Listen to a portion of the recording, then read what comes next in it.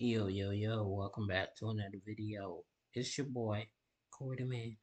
We back in here. The hand gestures, bro, that's crazy. We got Royal Rumble 24 was dot.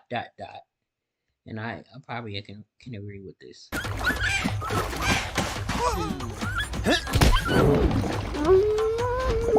It's Excuse me. that time of the year, WrestleMania season, a season of excitement and optimism. However, this week has been marred in controversy. Vince McMahon's been accused of a bunch of things and, along with the company, sued by a woman over some allegedly horrific stuff.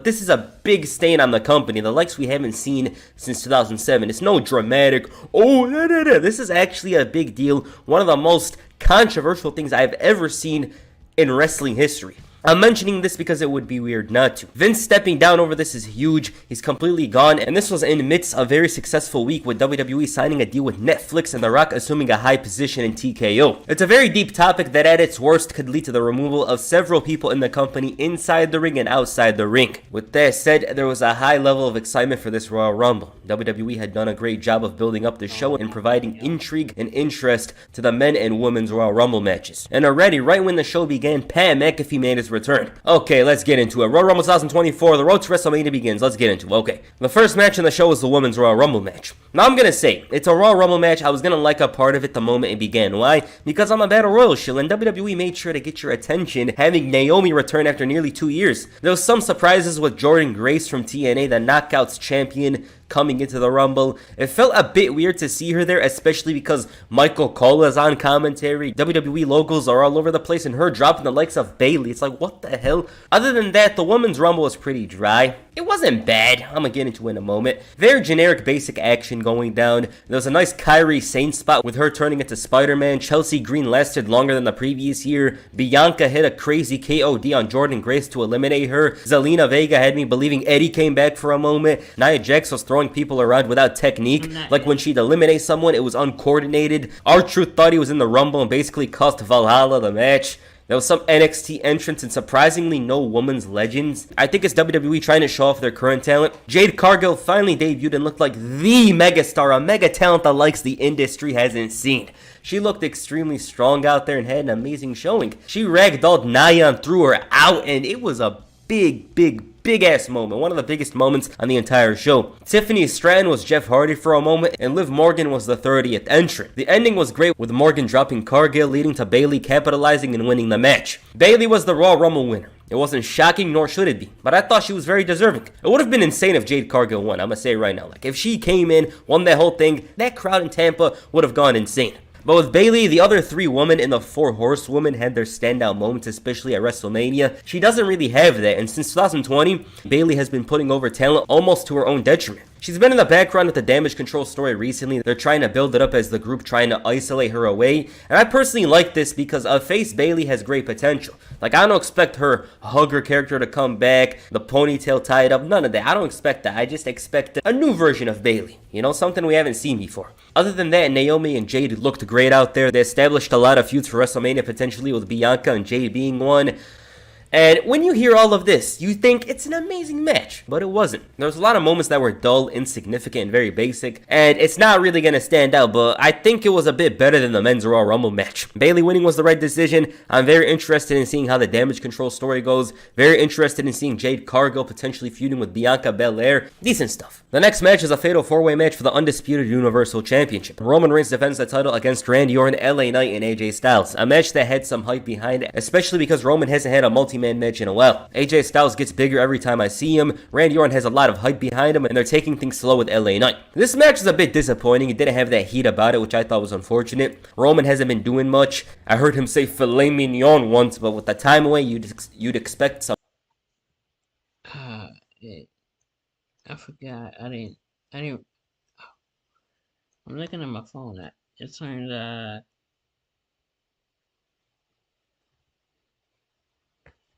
I forgot to set my the right screen. I was like, what's going on? It's not even showing up, but I wasn't even on the right screen. I forgot what was on YouTube. I mean Google. some big quality from him, and looking at the match, I don't remember much with him. The other three, though, got things going, and the match picked up. It took a while, but when it did, there was some nice spots. Randy was hitting RKOs and had the match won when Solo Sikoa came out. Same old interference, they don't care. Roman takes advantage, doesn't stack the wrestlers, but managed to win in the end. AJ took the pin, which wasn't surprising. The other two had more things going on for them, but with regards to the match, it was very dull in the first half. It picked up, but I can assure you that if this exact match happened in 2021, it would have been way better with Roman putting in more work.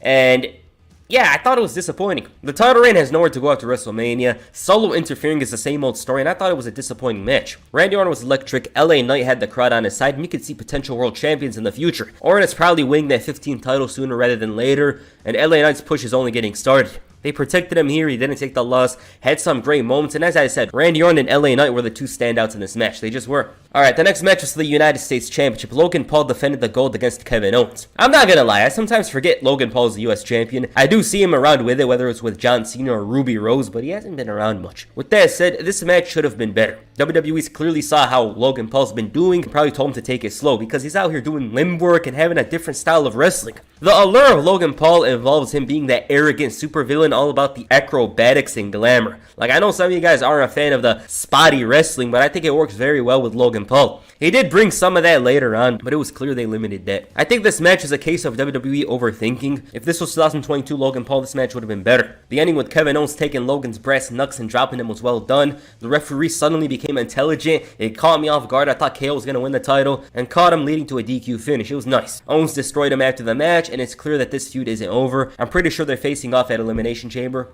LA Knight is probably next up. It makes too much sense. It really looks like he's about to hold championship gold. What better way to win a title than beat Logan Paul at WrestleMania? Well, actually, that doesn't sound good. What better way to win a title than win it at WrestleMania? So we'll see. And the main event, the Men's Royal Rumble. This was the most interesting match on the show.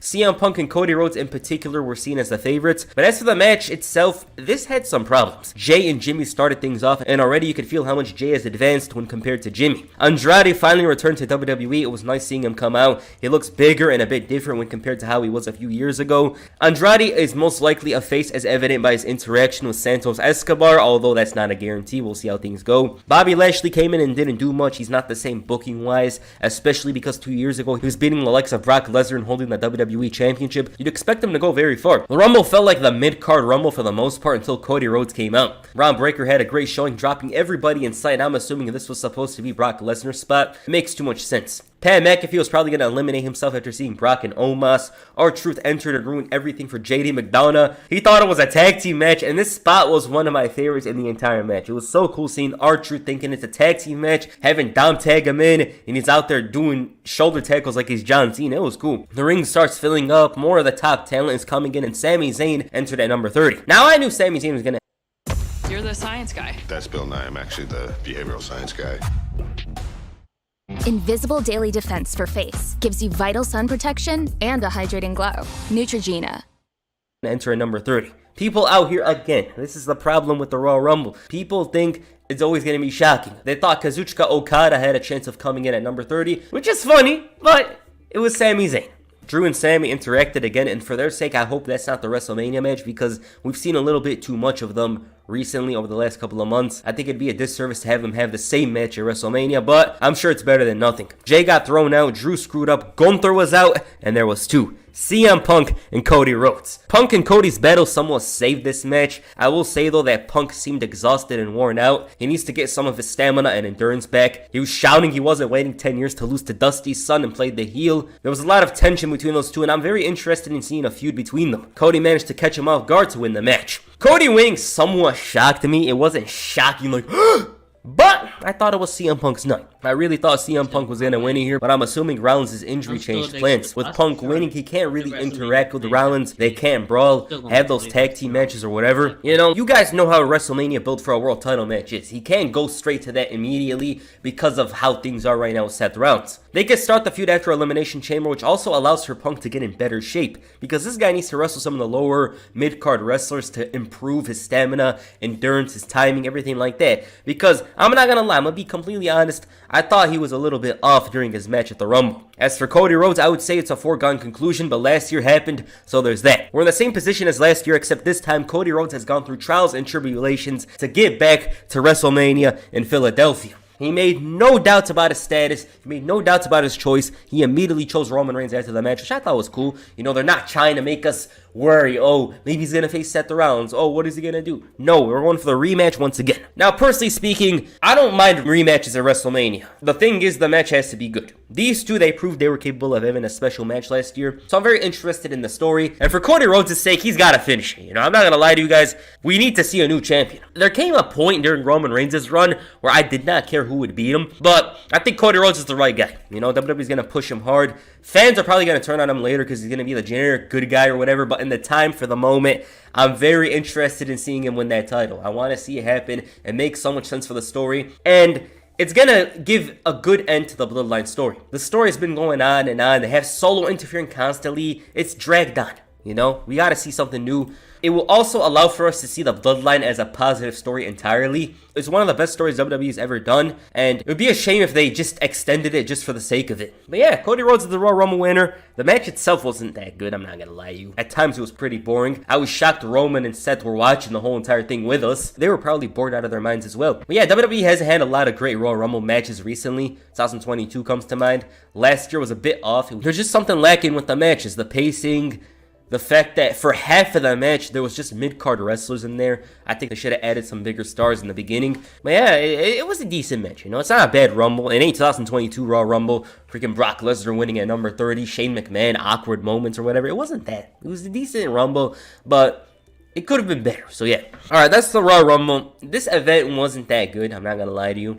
There was some moments here and there, but like every match could have been better. From the Women's Royal Rumble to the main event itself, all of them could have been better. You know, I had some expectations in the matches, which again, this is the problem with WWE. They give you these high expectations to the pay-per-views, and when it matters most, they disappoint. Match of the night is probably the Women's Royal Rumble. I think there was a lot of good moments in there. The Men's Rumble, the Punk and Cody encounter saved it a bit. I know Punk was a bit tired and exhausted, but I really liked his interaction with Cody Rhodes. But yeah, match of the night was Women's Royal Rumble. Bayley winning was nice. The booking decisions in general during this show were good, and I hope WrestleMania turns out to be a good one. So yeah, I want you guys to get the Royal Rumble. Please comment down below, and that's it for this video. Make sure you hit the pop-up power bomb on the like button, and perhaps the crossroads and the subscribe button. Peace. Yeah, I feel like Cody should have won. I was just looking at every YouTube video trying to make sure everything was all set up and good to go. But we gonna get out of here. Thank y'all for watching. I'm gonna see y'all in the next one.